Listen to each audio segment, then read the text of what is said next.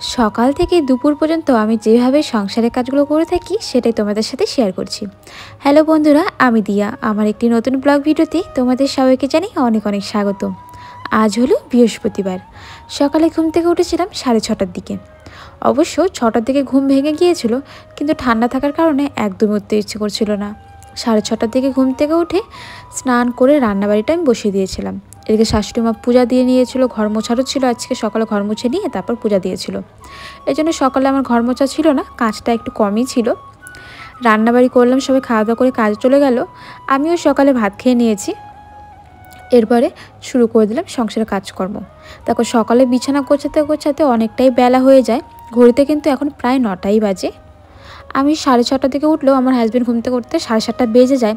আর তখন আমি রান্নাঘরে থেকে রান্না করতে থাকি, সেই জন্য আর এসে বিছানাটা গোছানো হয় না। কিন্তু বাসি বিছানাটা হালকা পাতলা এসে ওই 2-1 মিনিটের মধ্যে যতটা পারি গুছিয়ে রেখে যাই, যেহেতু বাসি ঘরে বা বাসি বিছানায় কাজ যেতে নেই। সকালে ঘুম থেকে উঠে ঘর ঝাড়ু দেওয়া বা উঠান ঝাড়ু দেওয়া সব তো হয়, কিন্তু বিছানাটাই আর কি গোছাতে দেরি হয়। তা যাই হোক, এইদিকে মোটামুটি সব কাজ প্রায় হয়েই গেল। ঘর তো মোছাই আছে আগের থেকে, ঘর মোছার কোনো প্রয়োজন নেই। আমাদের এখানে এখন বেশ ঠান্ডা পড়ে গিয়েছে, এই জন্য আমি 2 দিন আগেই আমার সোয়েটার, আমার হাজব্যান্ডের সোয়েটার সব কিছু বাইরে বের করে রেখেছি। আর এই সোয়েটারগুলো জানো তো, যেখানে রাখা যায় বেশ অনেকটা জায়গা লাগে। এই জন্য শোকেসের ওপরে, যেখানে আমরা টিভি রাখি আর কি সবসময়, তো আমার যেহেতু টিভি নেই, বা একটা টিভি আছে ঘরে, অবশ্য টিভিটা ভালো আছে, কিন্তু আমাদের ঘরে ওয়ারিংটা ভালো নেই। তার উপর আমরা কেউই টিভি দেখি না। ওই এক অবস্থা, সবাই মোবাইল নিয়ে ব্যস্ত থাকার কারণে টিভি দেখার মতন সময় কারো নেই। কাজের মধ্যে থাকার পর যা একটু সময় হয় সেটা মোবাইল হাতে নিয়েই চলে যায়। আবার সকালে ঘুম থেকে উঠো, সেই ব্যস্ত দিন বা ব্যস্ত জীবন বলা যায় আমাদের। এদিকে দেখো, যেহেতু আজকে তেমন কাজ নেই, তাই ভাবলাম ড্রেসিং টেবিলটা একটু ডাস্টিং করে নিই।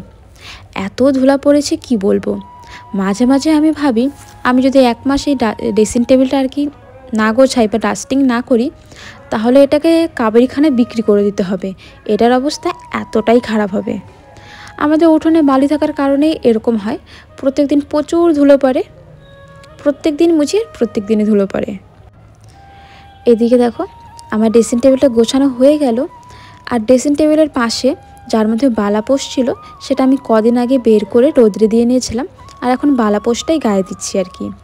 আর নতুন একটা ব্ল্যাঙ্কেট আছে, সেটা এখনও পর্যন্ত বের করিনি। যদি এরপর অতিরিক্ত ঠান্ডা পড়ে, বালাপোষও না মানে, তাহলে মনে হয় সেই ব্ল্যাঙ্কেটটা বের করতে হবে।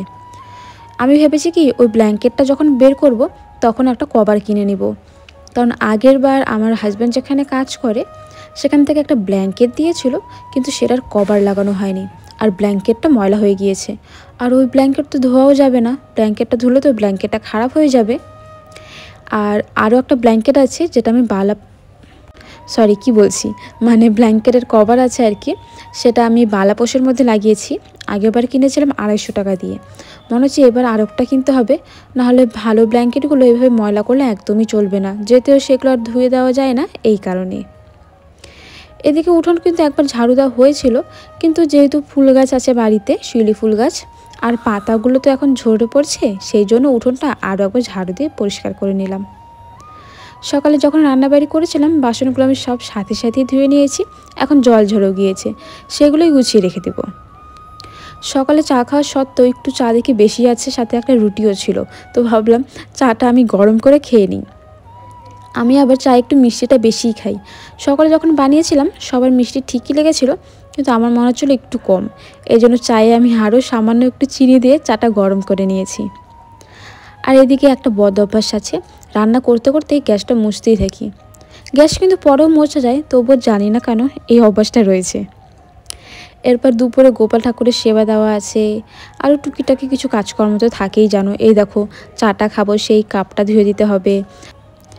এরপরে আমি ফ্রেশে চলে এলাম ঘরে, যেহেতু দুপুরে গোপাল সেবা দেওয়ার আছে। আর আজকে বৃহস্পতিবার, এই জন্য শাশুড়িমা ফুল কিনে এনেছিলেন। এর সাথে ছিল তুলসী পাতা। আমাদের গাছে তুলসী পাতাগুলো আছে, কিন্তু এখন শীতকাল হওয়ার কারণে অনেকটাই ঝরে যাচ্ছে। এই জন্য যখন পুজো দেওয়া হয় আর গোপাল ঠাকুরের পূজার জন্য তো তুলসী পাতা খুবই প্রয়োজন, এই জন্য কিনে আনা হয়েছে। আমাদের এখানে এখন অনেক ঠান্ডা পড়ে গিয়েছে, সেই জন্য ভাবলাম গোপাল ঠাকুরের জন্য একটা উলের জামা বানানো যায়। এই যে লাল সুতার হলুদ সুতাটা দেখতে পারছো, এটা দিয়ে একটা দোকান থেকে জামা কিনে আনা হয়েছিল আগের বছর, কিন্তু জামাটা না অনেক বড় হয়ে গিয়েছিল, ডিজাইনটা তেমন একটা ভালো না। তো আমি যেহেতু সেলাই পারি আর আমার কাছে এবার কুশকাটা আছে, আগেবার ছিল না, সেই জন্য নিজে বানাতে পারিনি। তো সুতাগুলো আমি খুলেছি, ভাবছি নতুন একটা কিছু বানাবো। তো কালকে আমি একটু বানানোর চেষ্টা করেছি, কিন্তু কি বানাবো কোনো আইডিয়া আসছে না মাথায়। পরে সবার থেকে শুনলাম যে হাইনিক বা সোয়েটার বানালে নাকি ভালো হয়। তো আমি চলো চেষ্টা করি। আমি যে পারবো একদম পারফেক্ট সেটা বলছি না। হ্যাঁ, আমি সেলাইটা শিখেছি, বিয়ের আগে সেলাইটা শিখেছি, মোটামুটি পারবো। কিন্তু একটা আন্দাজ লাগে না, কতগুলো ঘর নিব, কিভাবে করব, এটা হলো মুশকিল। এবার আমি গলার থেকে শুরু করি, চলো। ওপরে লাল, তারপর হলুদ, তারপর সবুজ দিয়ে ভাবছি 3টা কালার দিয়ে বানাবো।